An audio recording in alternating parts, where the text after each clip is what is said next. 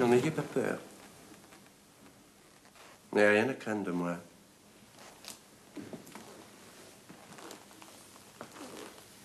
J'adore les jolies femmes, mais celles de mes amis sont sacrées. Et tant que Monsalvi n'a pas rendu le dernier soupir, je ne peux pas vous considérer comme veuve. Au reste, ce que j'attends de vous est d'une toute autre nature. Que voulez-vous? Il semble que votre hâte à rejoindre votre mère mourante à Château-Vilain est bien tombée. Si le duc Philippe y est, je ne puis y aller. Écrivez. À qui? À votre amie, la dame de Fortengueule.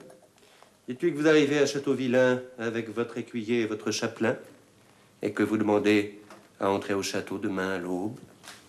Mon écuyer et mon chapelain? Oui, j'en fournirai l'un et l'autre. Des hommes à vous et que j'introduirai moi-même chez Ermengarde? Jamais! J'ai dit écrivez! Non! Mon mari a pu devenir votre complice, mais n'en attendez pas autant de moi.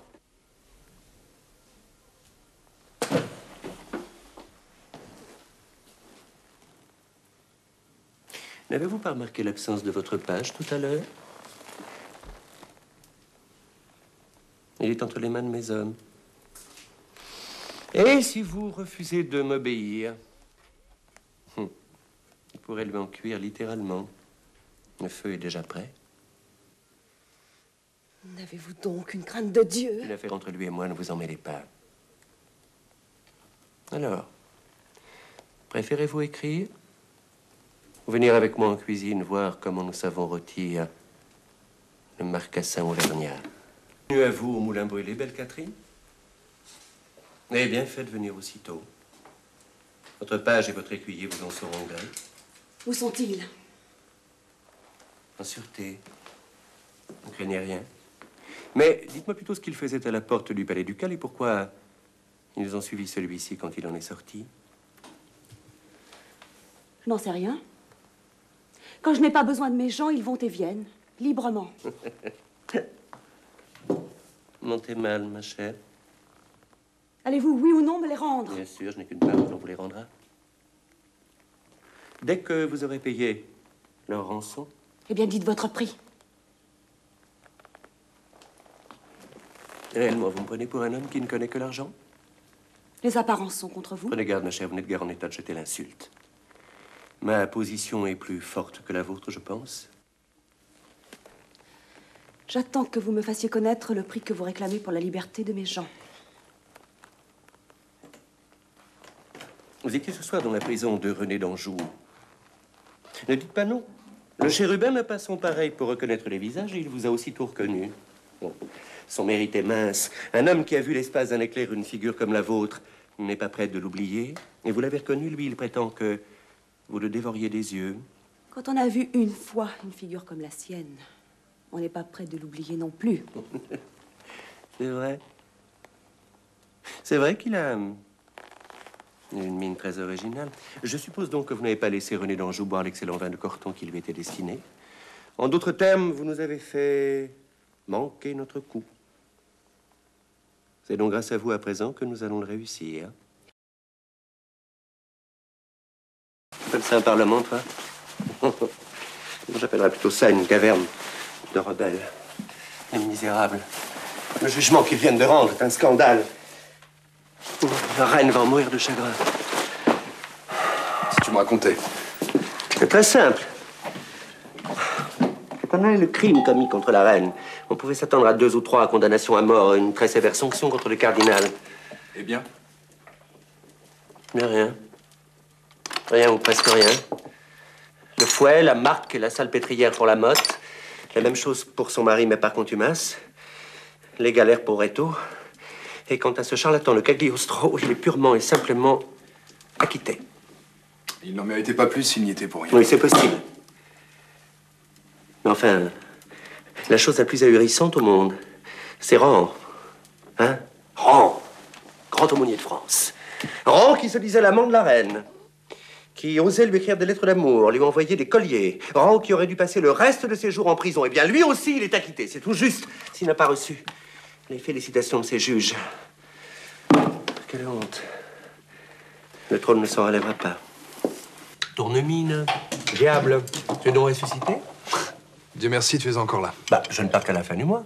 Pour la Suède? Bah non, en Angleterre d'abord, ensuite. Écoute, il faut que tu rendes de toute urgence un service à une personne qui nous est très chère et qui est en grand danger. Qu'est-ce qu'il y a encore? Sa Majesté pourrait s'intéresser à une maison de la rue de Clichy, la Folie Richelieu. Non, ce tripot, les Américains ivres insultent les femmes. Précisément. En confidence, j'ai été l'auteur du scandale. Ah, non, mais le capitaine Vaughan, c'était toi aussi qui a... Tu es cette fripouille de Caraménico? Oui, c'est moi. Non, hein. Bah, je comprends que tu aies préféré redevenir Tournemine. On dit les Siciliens prêts à tout pour venger leur maître.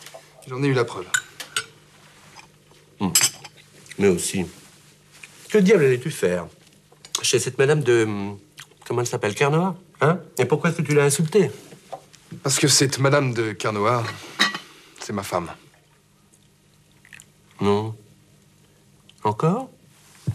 Elle tient non pas en place, hein, cette femme-là. Il y a 2 semaines, elle était enfermée au Carmel Saint-Denis. Le comte de Provence l'en a fait sortir pour monter cette machination contre la reine.